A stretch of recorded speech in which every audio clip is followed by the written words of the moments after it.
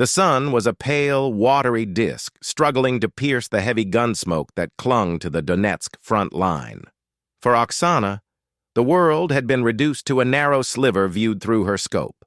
The cracked concrete of an enemy position, the flutter of a canvas tarp in the wind, the distant shuffle of a patrol. At 27 years old, she was one of the Ukrainian military's most precise instruments.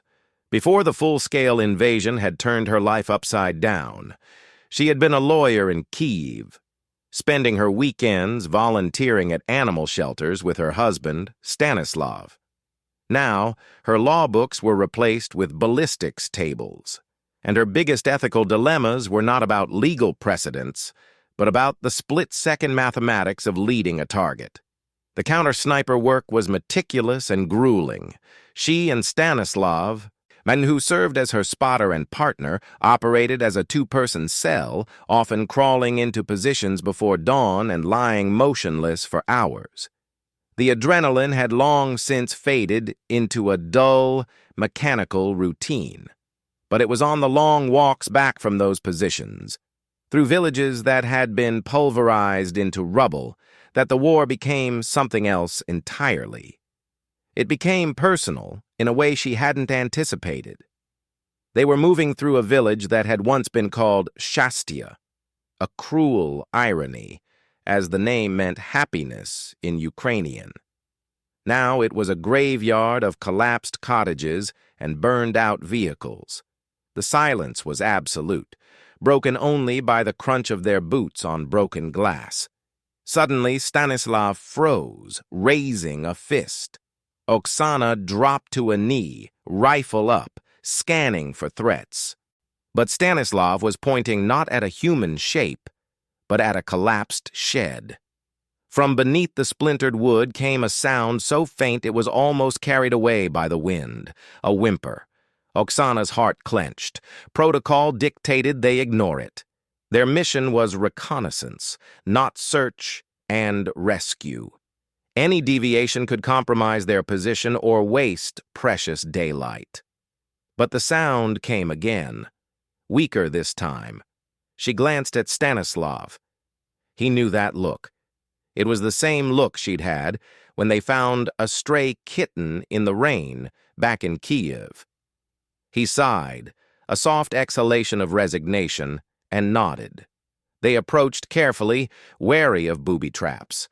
As they moved a sheet of corrugated metal, they found a small black dog. The animal was little more than skin and bones, matted with mud and what looked like dried blood. It was lying on its side, its ribs heaving with effort. Its eyes were wide with terror, but it was too weak to even lift its head. It was foaming slightly at the mouth. Stanislav reached into his pack and pulled out a piece of hardened bread. The dog just stared, uncomprehending. Oksana knelt down, a gesture that left her incredibly vulnerable, and gently placed her hand near its nose. The dog didn't snap. It just trembled. "We can't leave it," she whispered. It wasn't a question. Stanislav looked at the darkening sky, then back at the dog. "We can't carry it. We have to move."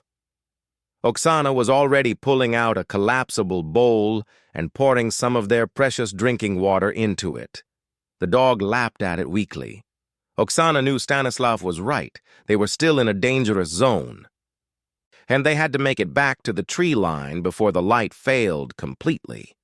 But as she stood up, she saw the utter hopelessness in the animal's eyes. It knew it was being abandoned. It had probably been abandoned by its owners when the shelling started, left to fend for itself in a world that had become hell. "We are not leaving it," she said, her voice firm with a resolve that had nothing to do with military orders. She took off her tactical vest and carefully wrapped the shivering creature in her spare uniform shirt. It weighed almost nothing. "We'll take turns. I'll carry it first." The walk back was agonizing.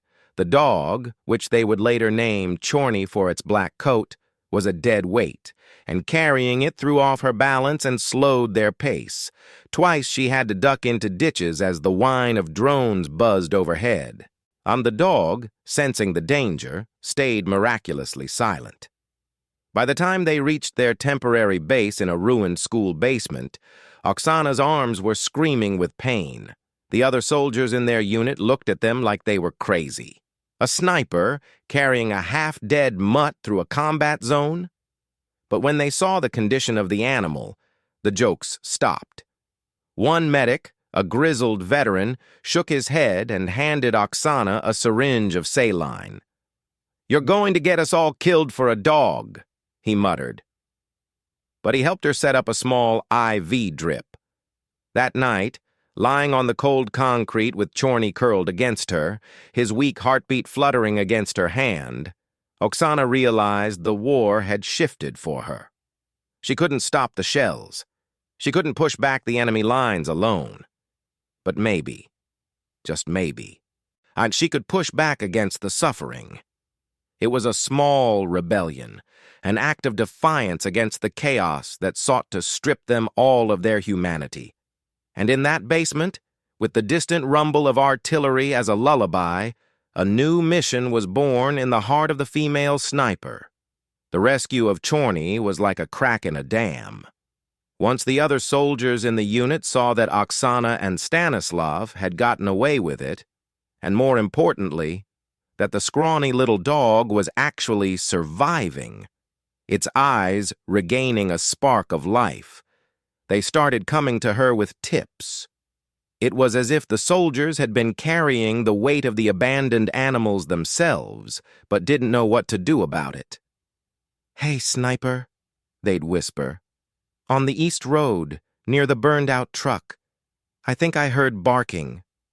Or, "In that village we cleared yesterday, there was a cat with kittens in the rubble."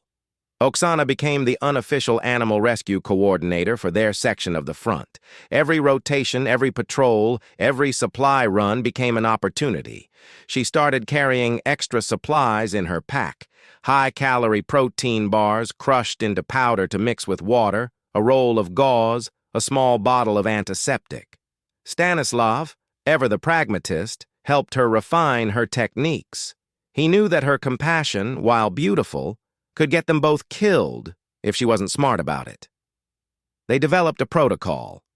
Before approaching any animal, they would secure the perimeter, making sure there were no enemy observers or tripwires. They would move fast, assess the animal's condition, and make a split-second decision. Can it be carried, or do we need to come back with a vehicle? And the rescues became more complex and more dangerous. A few weeks after finding Chorny, they were tasked with a reconnaissance mission near a village that had been heavily contested weeks prior and then abandoned by both sides. It was a no-man's land, a place of absolute desolation. As they moved through the main street, they heard a chorus of desperate barking coming from behind a collapsed house. Peeking through a gap in the wall, Oksana's blood ran cold. In what had once been a small, fenced backyard, there were 7 dogs. They were all military working dogs, or had the look of them: lean, muscular Belgian Malinois and German Shepherds. They were emaciated, their ribs starkly visible through their short coats.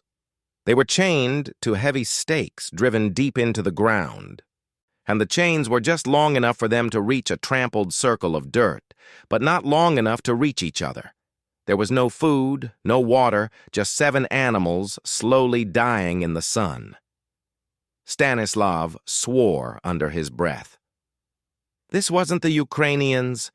We don't have military dogs in this sector." The implication was clear. These were enemy dogs, left behind by a retreating Russian unit. They were trained attack or explosive detection animals, abandoned like broken equipment. Oksana stared at the dogs. They were terrified and aggressive, snarling and barking at her presence. They saw her as a threat. Stanislav put a hand on her arm. "Oksana, we can't. These are not pets. They are trained to kill, and they are on the other side." "Look at them, Stas," she whispered. her voice thick with a rage that was directed not at the dogs, but at the people who had left them. They are soldiers too. They did what they were told, and now they are being left to die a death worse than any soldier on a battlefield. They are chained to the ground, waiting for the shells to find them. She knew he was right about the tactical danger. These were high-strung, traumatized, and potentially dangerous animals. One wrong move and she could lose a hand. But she also saw the terror in their eyes. It was the same terror she saw in the eyes of new conscripts during their first firefight. It was pure, primal fear. "Go back to the vehicle," she ordered Stanislav, her voice taking on the tone of command he rarely heard from her. "Get the bolt cutters and the heavy gloves. And the tranquilizers the vet gave us." While he was gone, she sat down in the dirt, and about 20 meters from the closest dog. She didn't look it in the eye. She just sat, making herself as small and non-threatening as possible. She started to hum, a soft, tuneless melody her mother used to sing. The barking gradually subsided, replaced by confused whining.